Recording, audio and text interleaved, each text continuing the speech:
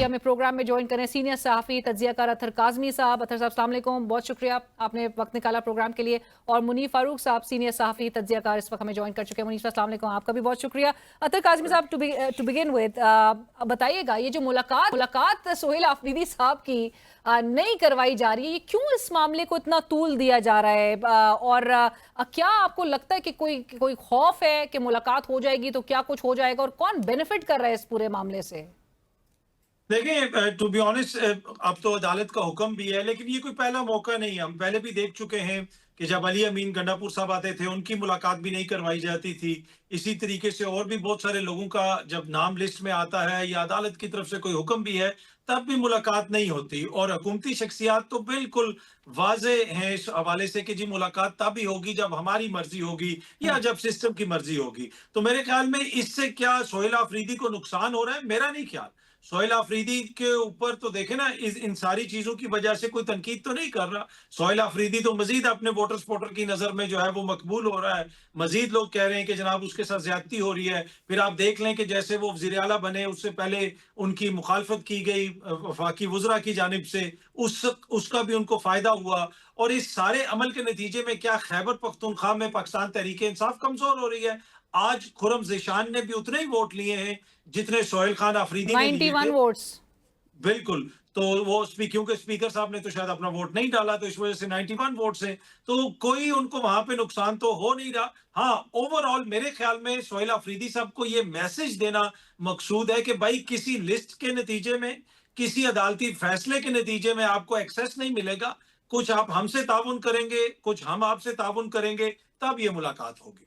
मुनीब साहब, आप कैसे देख रहे हैं? और चूंकि आपने जो चंद रोज कबल जो मैसेज रिले किया था, वो बहुत आपके नाम से मंसूब करके चलाया जा रहा था। ऑल्दो आपने कल भी एक प्रोग्राम में उसको क्लैरिफाई किया कि आखिरी खबरें तक आपने जिस तरह से कहा कि यही है कि ऐसी की तैसी सोहेल आफरीदी साहब जो हैं, वो जो उनका एक टोन एंड टेनर है, वो किसी और को जाकर दिखाएं। सो यही डिसाइड हुआ है। और वफाक और सूबे के दरमियान जो तनाव है, वो इसी तरह से आगे बतदरीज हमें बढ़ता हुआ दिखाई देगा। और जिस तरह से अतर साहब भी कह रहे थे कि इसका फायदा तो कुछ नहीं, किसी को नहीं हो रहा, उल्टा सोहेल आफरीदी साहब की मकबूलियत जो है वो मजीद बढ़ रही है, वो मजीद मकबूल हो रहे हैं।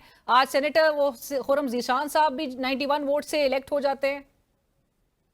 देखिए, बहुत शुक्रिया आपका। इम्पोर्टेंट चीज ये है कि जो सूरत हाल जिसके बारे में मैंने कुछ दिन पहले अर्ज किया, वो एक स्टेट ऑफ अफेयर्स हैं जिसमें बताया जाता है कि ये जो इस तरह इस्तेमाल की गई ऐसी की तैसी, बाय द वे वो आज भी प्रिवेल कर रही है। ऑल्दो मैं बात आपको कंफर्म कर सकता हूं कि बहुत ही चंद बाइज्जत शख्सियात ने, जिनमें से एक का नाम मैं लेना चाहूंगा, बैरिस्टर गौर खान साहब ने, जिनकी बड़ी इज्जत है बाय द वे पाकिस्तान की एस्टेब्लिशमेंट में, उन्होंने बहुत बड़ी कोशिशें कल से, बल्कि वो काफी दिनों से कर रहे हैं, और उनका मकसद भी ये है कि हालात नॉर्मल हो और तल्खी किसी ना किसी तरह, कोई ना कोई तरीकाकार हो, तल्खी कम हो।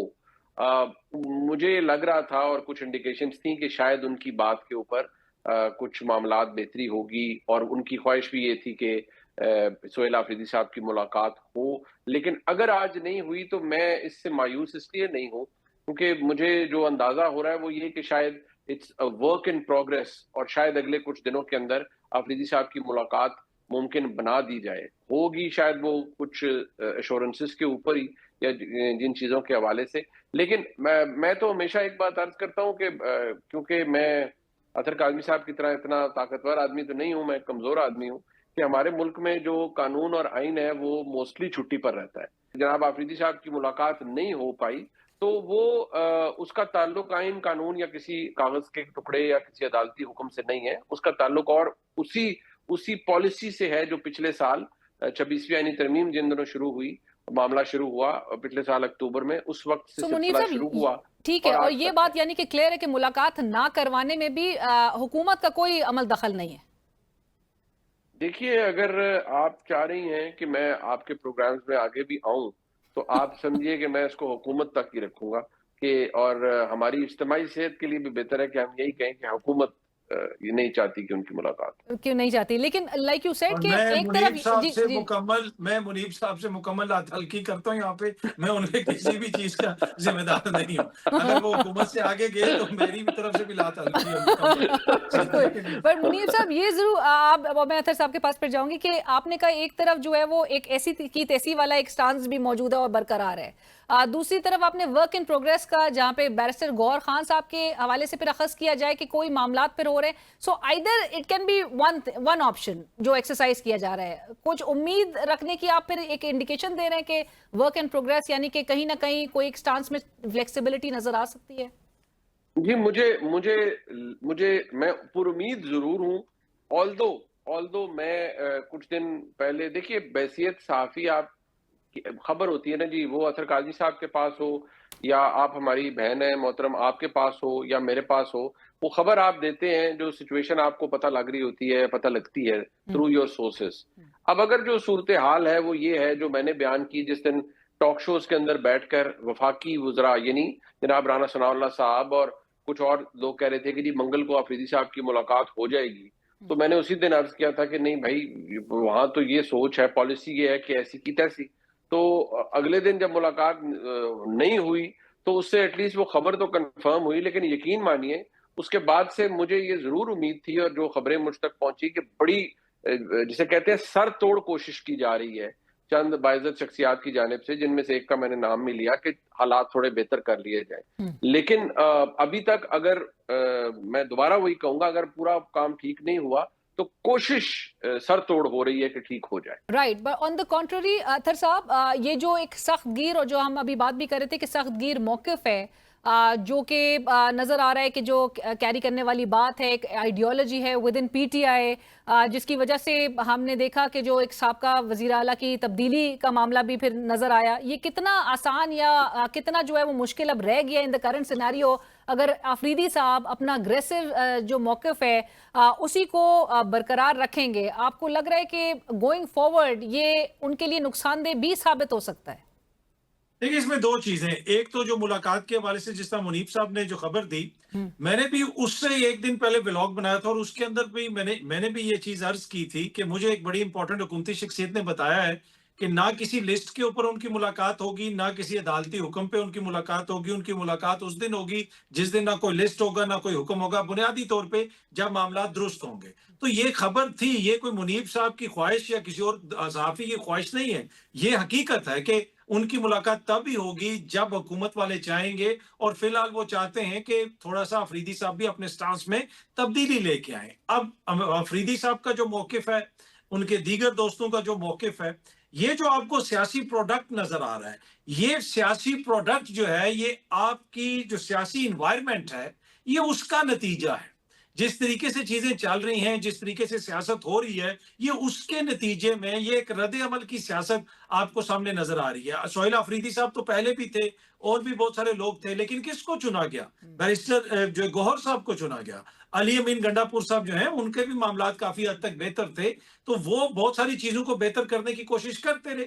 لیکن سیاسی ماحول ایسا بنا کہ جہاں پہ بیرسٹر گوہر اب اس وقت آلموسٹ پاکستان تحریک انصاف کے اندر 99% irrelevant ہو چکے.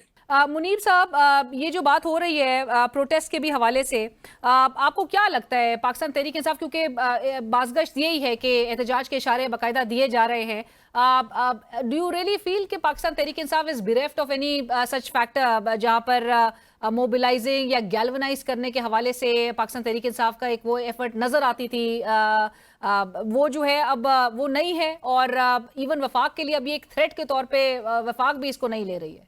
پرابلم اصل میں یہ ہے کہ اس پوری صورتحال میں تحریک انصاف کا جو ووٹر سپورٹر ہے وہ ووٹ تو کر سکتا ہے، بائی الیکشن میں بھی نکل آئے گا، ووٹ کر لے گا، لیکن وہ اب ریاست سے لڑائی کے لیے تیار نہیں ہے. آپ صوبائی حکومت کے زور پر انہیں لے بھی آئیں گے تو دیکھیے ریاست کے ساتھ کوئی بھی ٹکر نہیں لے سکتا، چاہے وہ تحریک انصاف ہو، کوئی اور جماعت ہو، کوئی بھی نہیں ٹکر لے سکتا، کیونکہ ریاست کے پاس بندوق کی طاقت ہے، قانون کی طاقت ہے، اسٹیٹ اٹ سیلف اتنی طاقتور ہوتی ہے اور لمٹ لیس ریسورسز کی مالک ہوتی ہے. تو آپ ان کے ساتھ تو لڑائی نہیں لڑ سکتے. عمران خان صاحب کی رہائی یا ان کی چیزوں میں آسانی جب بھی ہوگی، مارک مائی ورڈز، وہ افہام و تفہیم سے، کسی اور طریقے سے معاملات کو بیک چینلنگ فیل ہو چکی ہے, فورن انٹرونشن ہو نہیں رہی ہے. America has no interest, I would repeat, no interest in Pakistan internal political affairs. اور ڈیل کے نتیجے میں ہونی نہیں ہے.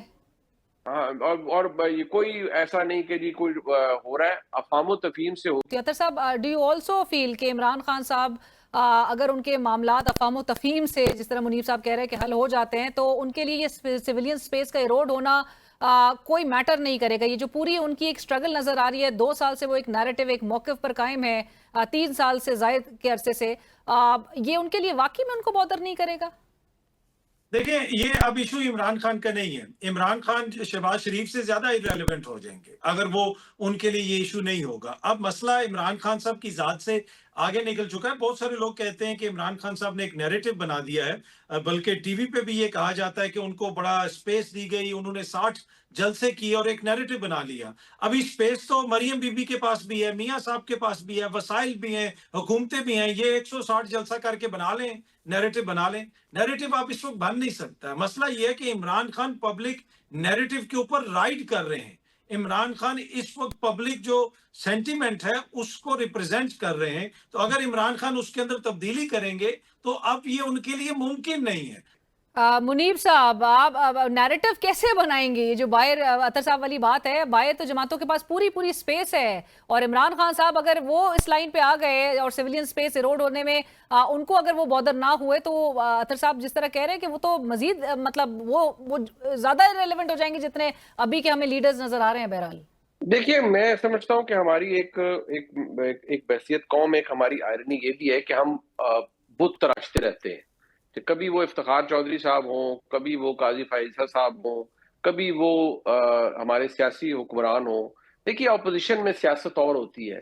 جب آپ حکومت میں آتے ہیں یا حکومت کے قریب ہوتے ہیں, تب آپ یہی کمپرومائزز کر کے اور یہی سب ایڈجسٹمنٹس کر کے آتے ہیں. بہت سے میرے دوست جو میں تحریک انصاف کے عہدیداران ہیں, وہ غصہ ہو جاتے ہیں. میں آپ کو کیا بتاؤں کہ کس طرح کی منتیں ترلے نہیں کیے گئے آن عمران خان صاحب اسپاٹ. کتنے لوگوں کو خان صاحب نے نہیں بھجوایا جی ایچ کیو.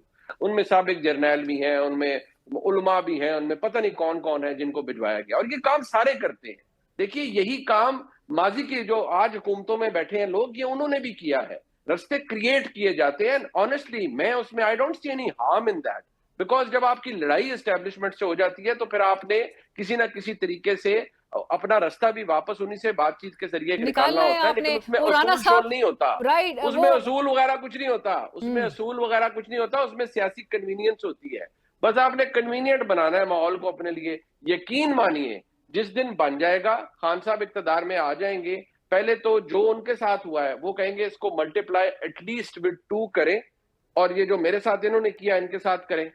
پھر جہاں تک بات آ گئی پاکستان کی اسٹیبلشمنٹ کی, ذہن میں رکھیے گا, ہمارا ایک ڈی این اے ہے, ہمارے ریاست کا ایک ماڈل ہے. یہاں آپ یہ جھنڈا لہرا کے نہیں گھوم سکتے کہ بھئی میں بہت پاپولر ہوں. یہ عمران خان صاحب کو جن دوستوں نے مشورے دیے تھے اور جنہوں نے نعرے لگائے تھے تیرا باپ بھی دے گا آزادی, اور آپ اتنے پاپولر ہیں کہ آپ فوج کو بھی لٹا دیں گے, یہ انہی کا بیڑا غرق کیا ہوا ہے جہاں معاملہ یہاں تک پہنچ. میں اطہر صاحب فائنل کامنٹ. اطہر صاحب, وہ رانا ثناء اللہ صاحب نے کہا کہ ہم نے پہلے بھی کہا تھا کہ بیٹھ کر بات کرتے ہیں. یہ کہتے تھے میں چھوڑوں گا نہیں, ہم نے خدا سے معافی مانگی, ہمیں معافی مل گئی. جو کہتے تھے نہیں چھوڑوں گا, آج انہیں معافی نہیں مل رہی. منیب صاحب نے فرمایا کہ یہاں پہ بت تراشے جاتے ہیں. یہ بت نہیں تراشے جاتے. میں تھوڑا سا یہاں پہ ڈیفر کروں گا. اس میں یہ ہے کہ لوگ آئین اور قانون کا بت تراشا ہوا لوگوں نے.